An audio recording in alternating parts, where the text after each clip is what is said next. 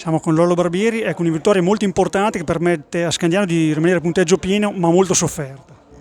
Sì, sapevamo che era una squadra molto forte, si sono rinforzati nel mercato di gennaio.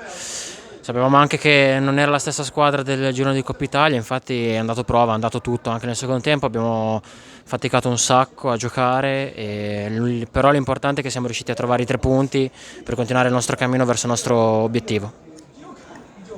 Ecco, gran primo tempo, solo nel finale due piccole disattenzioni, però è una squadra che cresce, lo dimostra il fatto che anche nelle partite dove c'è meno cinismo davanti si riesce a soffrire, si riesce a portare a casa il risultato e questo è un ottimo segnale di crescita. Sì, sì, esatto. Diciamo che è anche un passo in avanti rispetto all'anno scorso, che magari dopo un primo tempo buono, dove ci portavamo in avanti, nel secondo tempo calavamo e davamo già tutto per scontato. È un passo che comunque per una squadra che ha determinate ambizioni deve fare e niente, dobbiamo anche migliorare naturalmente sotto il punto di vista realizzativo perché dobbiamo chiuderle prima le partite. Grazie, grazie mille.